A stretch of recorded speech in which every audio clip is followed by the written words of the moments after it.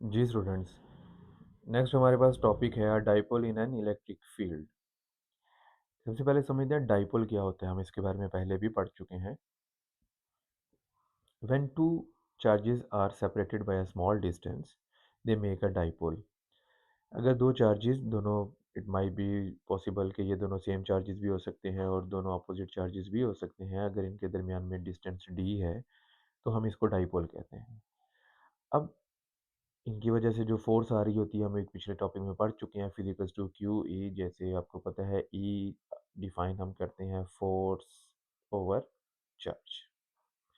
बिल्कुल वहीं से निकाला है फिज़िकल्स टू क्यू ई। मैग्नीट्यूड लिखी हुई है।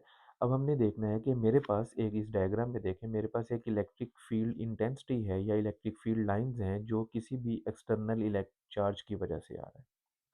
अब उसके अंदर हमने एक डाइपोल को प्लेस कर दिया है।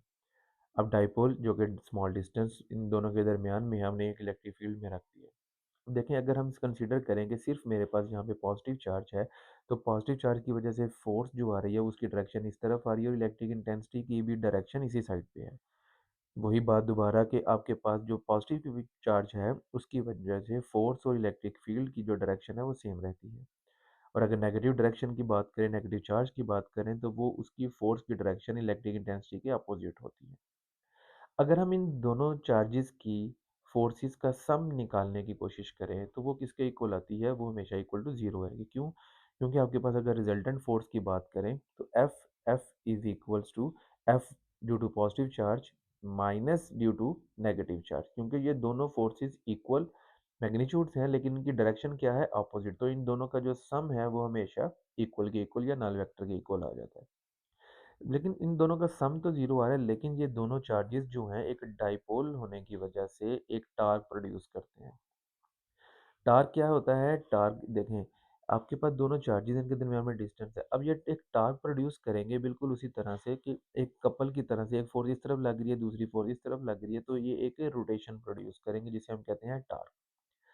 अब वो इसके सेंटर की देखें, ये इसका सेंटर है डाइपोल का और इसका हम देखते हैं कि टोटल डिस्प्लेसमेंट अगर डी है तो सेंटर से नेगेटिव एंड पॉजिटिव चार्ज तक का जो डिस्टेंस है उसे हम डी बाई टू से रिप्रेजेंट करते हैं।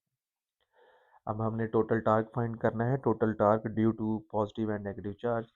तो मैंने यहाँ पे लिख दिया, दोनों स्टेटमेंट्स भी मैंने मेंशन कर दी हैं। The sum of forces F and minus F are equal to zero because they are in opposite direction, but torque produced at the centre of mass of dipole tau is equal to tau one plus tau two. अब इसको tau due to positive charge या negative charge भी लिख सकते हैं, मैंने one two से represent कर दिया। अब जो टार्क वन है वो बराबर होगा D by two into F, क्योंकि आपके पास जो टार्क होता है उसकी जनरल डेफिनेशन आपने पढ़ी हुई है, tau is equal to R cross F. R it is the distance जहाँ से लेके जिसके गिर्द जो है वो रोटेशन प्रोड्यूस हो रही है और वो सेंटर के गिर्द है, इसलिए वो डिस्टेंस को हमने डी बाई टू से रिप्रेजेंट किया हुआ है। तो यहाँ पे आ गया D by to cross F plus D by to cross F.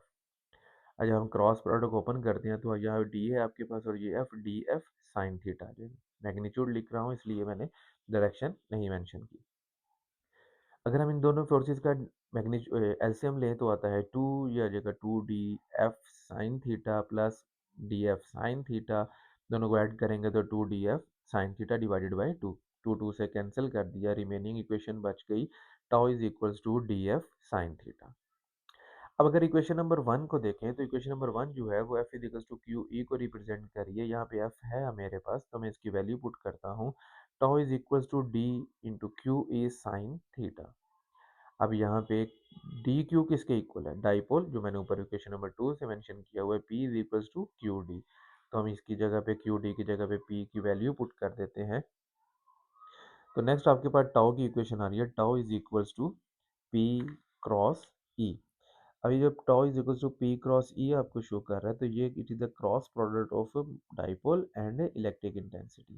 क्योंकि जैसे R F, R cross F को ओपन करें तो आर एफ साइन थीटा बनता है, इसी तरह से पी ई साइन थीटा है तो इसको पी क्रॉस ई हम लिख सकते हैं। तो ये एक आसान सा छोटा सा टॉपिक है, इसको भी आपने देखना है, इलेक्ट्रिक इंटेंसिटी, ये sorry, a dipole in an electric field. तो ये भी एक इम्पॉर्टेंट क्वेश्चन है।